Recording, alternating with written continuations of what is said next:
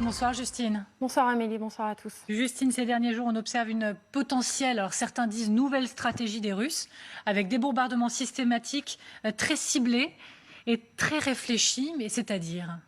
Eh bien, 2 semaines après le début de l'offensive à l'Est, un constat est en train d'émerger. La ligne de front dans le Donbass n'avance plus. On l'a déjà dit ici, les Russes ne progressent plus.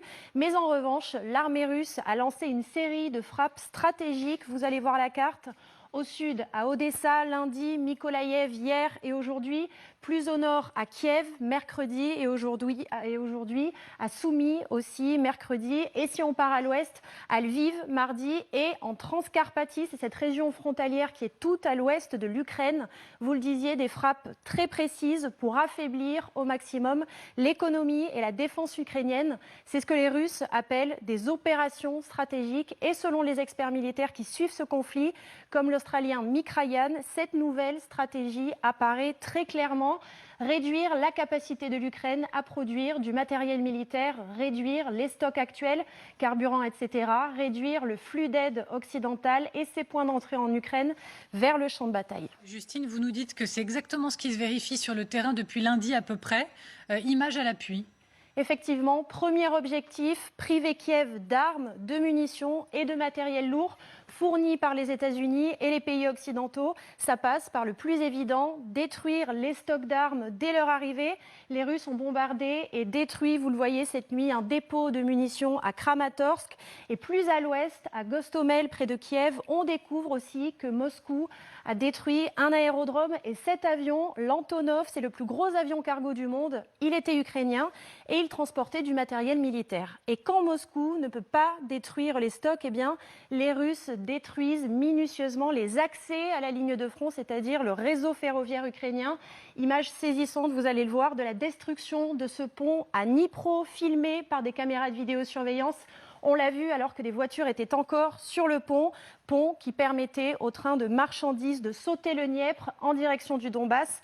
Et puis, même objectif ici, à Odessa, avec la destruction par un tir de missile du pont de Zatoka. Ce pont, il servait à acheminer du carburant et des armes occidentales qui étaient en provenance de Moldavie. Et quel est le deuxième objectif ? Eh bien, on pourrait le résumer en une phrase, plonger l'Ukraine dans le noir. En clair, Moscou cible des installations électriques. C'est ce qui s'est passé à Lviv mercredi. Regardez cette image amateur, bombardement intensif contre des stations électriques qui provoquent des coupures de courant massives. Écoutez le maire de Lviv. Зараз триває ліквідація наслідків ракетного удару по місту Львову. Удари були завдані по підстанціях, 3 підстанції. У зв'язку з тим є перебої з електропостачанням. Також є серйозні пошкодження в комунальній інфраструктурі, повилітали вікна, фактично пошкоджено 60 гаражів. Є перебої з подачею водопостачання, також перебої з електропостачанням наших певних медичних закладів. Працюють всі служби. Vous l'avez entendu, ça a aussi des conséquences directes sur les civils, à Lviv, mais aussi à Kramatorsk et à Severodonetsk. Après ces frappes ciblées hier, des quartiers résidentiels sont plongés dans le noir et les établissements de santé sont souvent privés d'électricité et d'eau courante. Autre cible pour priver les Ukrainiens d'énergie, cette immense usine de charbon dans l'est du pays. Les missiles russes ont manqué leur cible de quelques mètres, mais vous l'avez vu, ils ont atterri sur le parking. Et ces frappes, elles ont quand même fait 7 morts, des ouvriers de l'usine. Et puis les Russes détruisent systématiquement les dernières stations-service qui sont encore accessibles et les dépôts de carburant pour immobiliser les Ukrainiens. Exemple parmi d'autres, ici, c'était à Donetsk. Et enfin, le troisième objectif, Justine. Eh bien, on pourrait le résumer ainsi. Affamer l'Ukraine, regardez ces images, c'était à Melitopol, une colonne de dizaines de camions russes remplis de grains ukrainiens et en partance pour les territoires russes.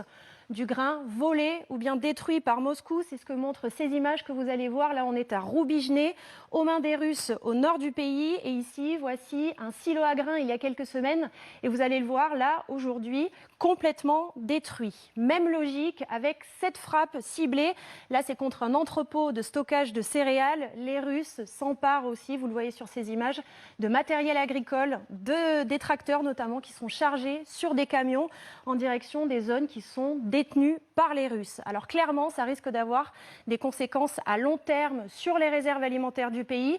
Et donc les Ukrainiens tentent de résister. Là, on est dans la région de Kharkiv et de Soumy. Image assez incroyable de démineurs qui sont dans les champs pour tenter de neutraliser, vous le voyez, des obus russes qui n'auraient pas encore explosé. Les agriculteurs ukrainiens font appel à eux pour sécuriser leurs champs et pour pouvoir faire leurs semis. Merci beaucoup Justine pour les explications et merci aux équipes